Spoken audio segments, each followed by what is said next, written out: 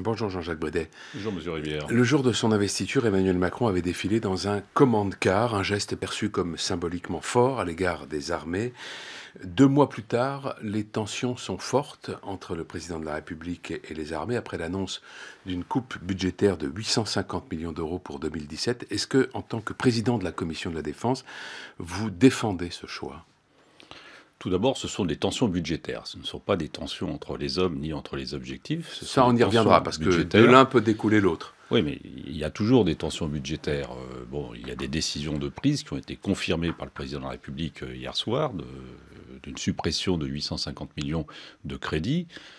Il faudra le faire dans le cadre de l'exécution 2017. Mais par contre, il y a eu des annonces plus importantes concernant 2018 avec une augmentation du budget de la défense de 1,5 milliard et le commencement d'une trajectoire qui arrivera à 2025 à 2% du PIB.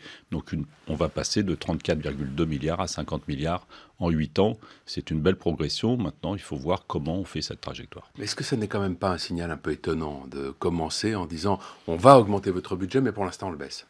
Alors, il y a une difficulté sur l'exercice 2017. Oui. Entre ce qui a été prévu dans la loi de finances initiale qui sera tenue et les besoins réels des armées, puisque nous avons une difficulté concernant le financement des opérations extérieures, les fameuses OPEX, qui sont à hauteur de 450 millions dans la loi de programmation militaire. Le président de la République a annoncé qu'elle serait à 650 millions, donc 200 millions de plus.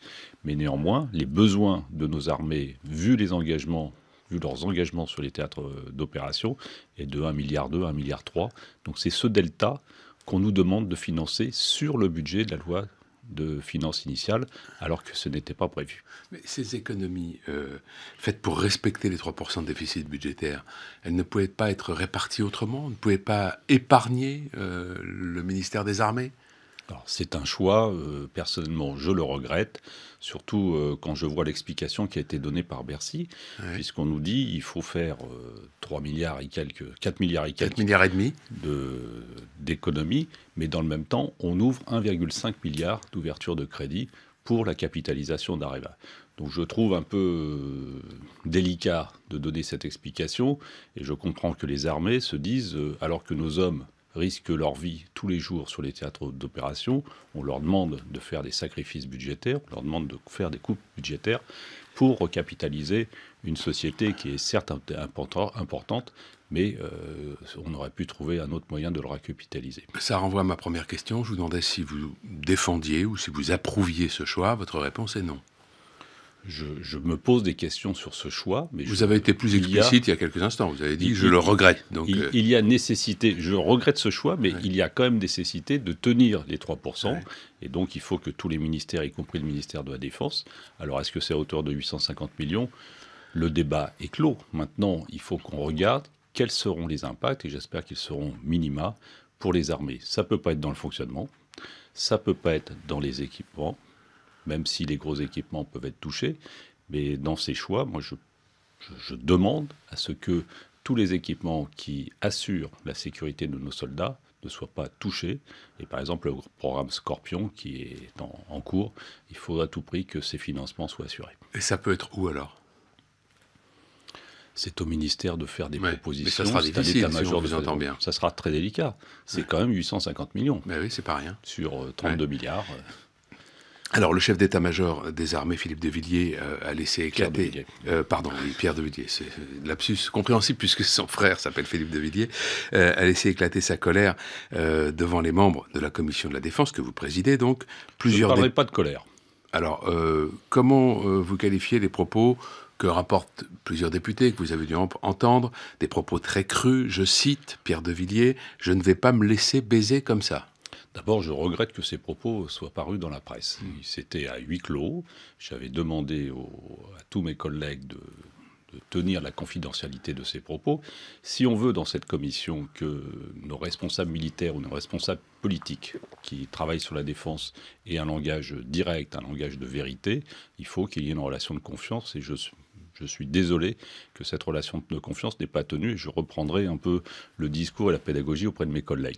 Pour répondre à votre question, c'est normal que le chef d'état-major pose devant les représentants de l'Assemblée nationale les difficultés et les enjeux que nous avons par rapport à nos armées. Je le répète, nous avons 30 000 hommes qui sont sur des théâtres extérieurs ou intérieurs pour assurer la sécurité de notre territoire et de nos compatriotes et pour aider à la stabilité dans certains pays. Donc il faut qu'on soit solidaire derrière ces femmes et ces hommes qui se battent au péril de leur vie.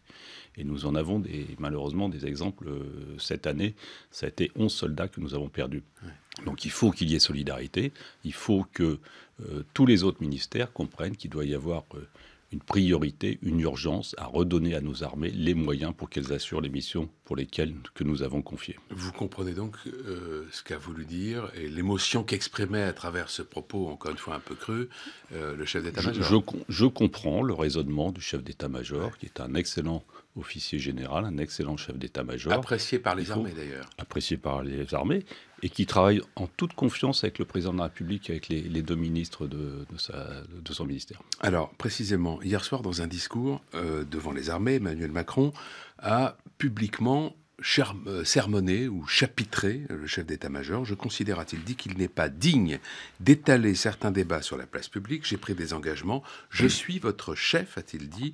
Les engagements que je prends devant nos concitoyens et devant les armées, je sais les tenir. Je n'ai à cet égard besoin de nulle pression et de nul commentaire. Est-ce que c'était le meilleur moyen d'apaiser la situation? J'étais là à ce discours. Je ne l'ai pas perçu comme un sermon vis-à-vis du chef d'état-major. Le président de la République a rappelé qu'il était le chef des armées.